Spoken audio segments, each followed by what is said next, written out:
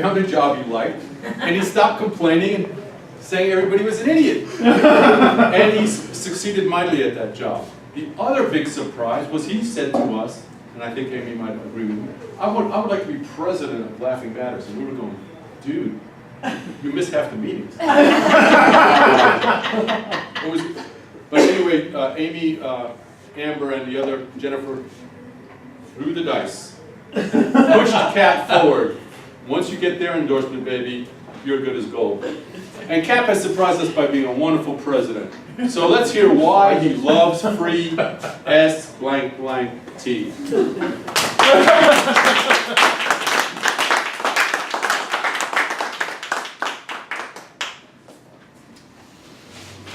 All right. Ladies and gentlemen, I am very proud to be an American. America represents everything that is great. It is the land of opportunity.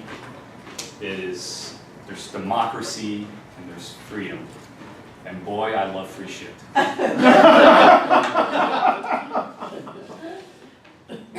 love free food beyond anything else in the world. Even more than free sex. Case in point.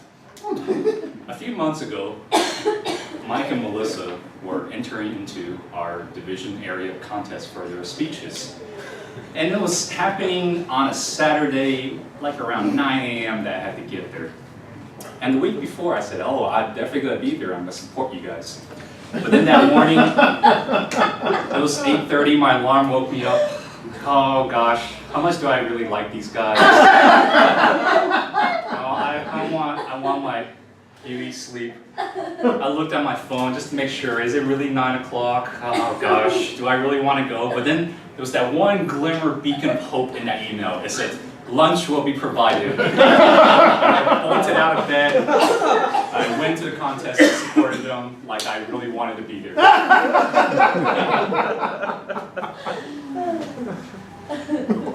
Pappy is true, right, when he said that I used to have a job that I hate a lot. And but one thing I did like about my job at that time was the company I worked for was really, really big. There was like about 800 people in the office. And every week, there would be a potluck going on somewhere. And I made it a point that I wanted to go around the entire building and just shake everybody's hand and get to know everybody's, hey, I'm Cap, nice to meet you, I work in this division. You know, if you're ever over here, come say hi to me. And I was so good at making relationships that whenever a potluck was going on, I would find a reason to go over there and say, hey, how are you doing today? You know, everything going good? And they, I guess out of their kindness goes, hey, I made some, chicken casserole here. There's some leftovers. Help yourself. I'm like, oh, I just came here to talk to you and say, I'll try some of your chicken casserole. Second thing I love most, free thing, is free t-shirts. Back in college, I was broke as a joke. And I had no money, seriously, especially to buy clothes. And one of the reasons why I had no money was I got out of high school and I said to my parents, I don't like you guys, I don't want to see you again. So I had no support. But I love free t-shirts. And I had 5 t-shirts that I got for free that I wore every single Monday through Friday because I had no other clothes. And they were all, if you went to my dorm at that time and looked at my wardrobe, you thought I probably worked for like an ad agency or something like that. I remember on Monday, it was the t-shirt that was given to me by my apartment complex. On Tuesday, it was the t-shirt for a TV station. On Wednesday, it was the t-shirt for some recycling company. On Thursday, it was my College of Natural Sciences at UT that said, we're natural sciences. Happy would get that joke. And Friday was Viagra. I love to also download free movies. I know it's a terrible thing, it's theft of intellectual property, but like Melissa said earlier, I just don't care. But sometimes it's kind of backfired on me.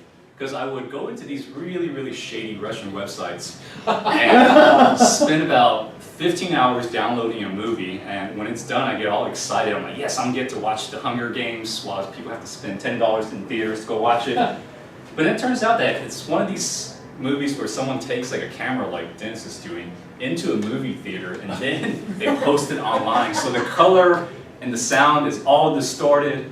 And what's really worse, or it's even worse, is that sometimes you can see the silhouette of the guy in the front row getting up to go to the bathroom in that movie. I still watched it.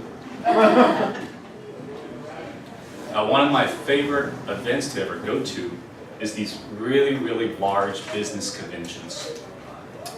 Just this past summer, some of you guys know, I was sent to California to go to this large insurance convention that my company paid me $6,000, or paid my ticket and travel expenses and hotel expenses. It's about $6,000 to go to.